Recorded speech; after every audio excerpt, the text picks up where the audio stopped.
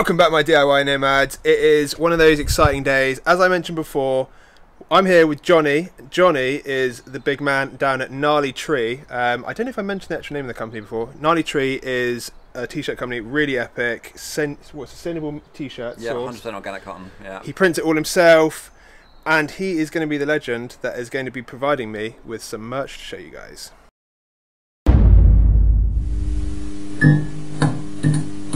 What we are going to be doing in this couple of videos that I'm going to be putting up is Fanny the Vanny. It's actually the name, which is great. This is Johnny's van. He uses it for work, but also for a little bit of sleeping as well. Big surfer, so really simple setup just for the moment. But we need to get this van finished for him. In exchange, he's printed me a couple of badass looking t-shirts that could be the future merch. So Johnny, what's your company all about? So we're Gnarly Tree, so we're all about getting clothing produced in ethical ways and sustainable ways. So all our clothing is made in fair wear foundation factories, which is basically where the manufacturing is monitored by a non-profit organisation. So no sweatshops, no child labour, good working conditions and good wages. It's all made from organic cotton, and yeah, we print all our clothes with water-based inks, so it's as sustainable as possible. And yeah, we're big into our surfing and snowboarding and anything outdoors.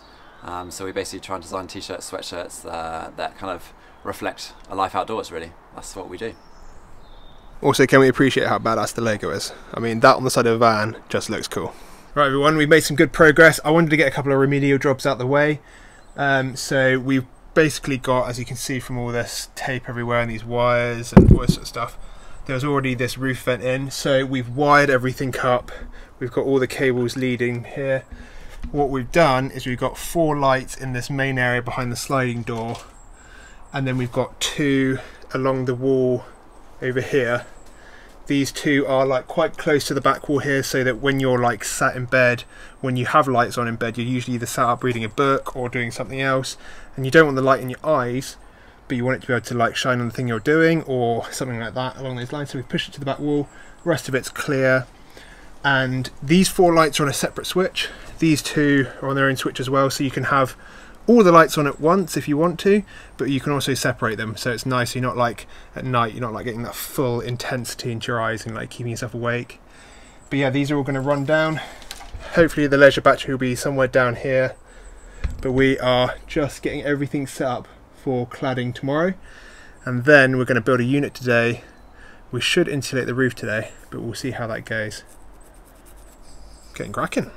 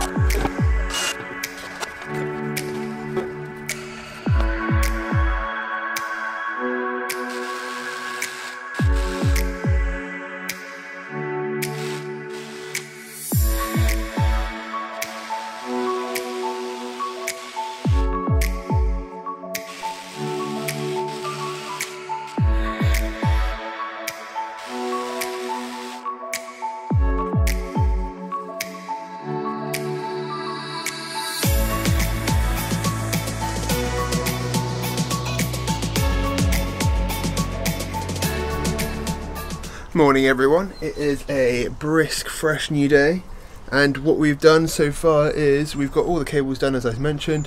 We've now got this unit here which will be removable, and we haven't got any door handles or any latches on it yet, but it's all hinged up and ready to go. We left the hinges showing on the side here because the bed's going up against here and we won't see it. It was just for ease of build really. And now this morning we are going to put in the insulation into the roof.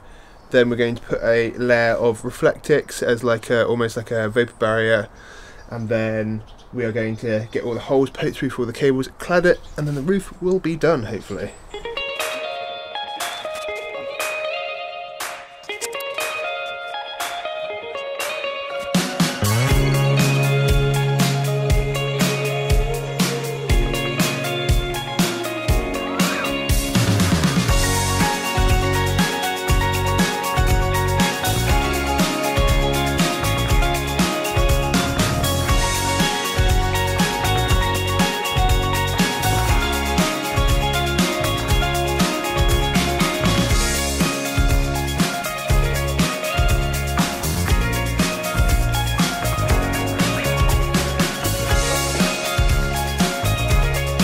Don't forget about masks.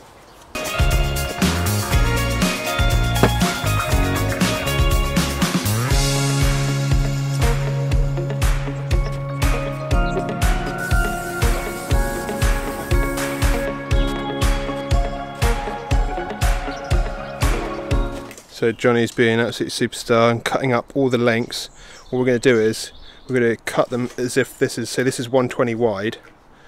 And the van is 150, we need 150, and instead of cutting them lengthways, which will end up creating a lot of waste, we're going to do 2 layers. So this will be the width of the van, which means that we've got like a bit of an overlap, which allows for tolerances for the width of the van, which will work out a lot better. It means there's a lot less waste as well, because we're basically cutting out each of these per panel so that we can stick them to each rib to stop that like bowing in the centre.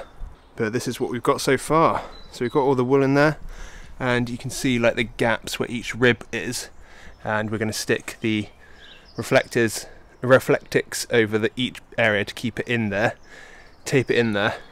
And I totally understand that obviously with the insulation you have to try and keep it as poofy as possible, but we are going to have to cramp it in a little bit just to get it into the area ready for clamping. I understand that will probably bring down its R value a little bit, but it's what we're going to have to work with, unfortunately. So unless we're going to lose an absolute ton of height in the roof, which it's just pointless really, because then Johnny bought the van so he could stand up in it, so we want to try and keep that ability.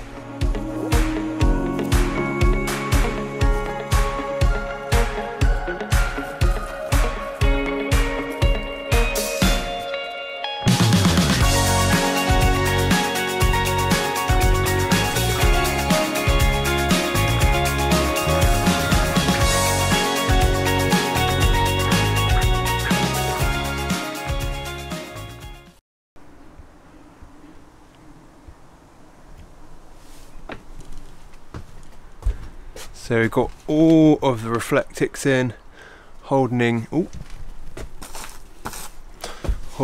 in the wool insulation. We've cut out the holes.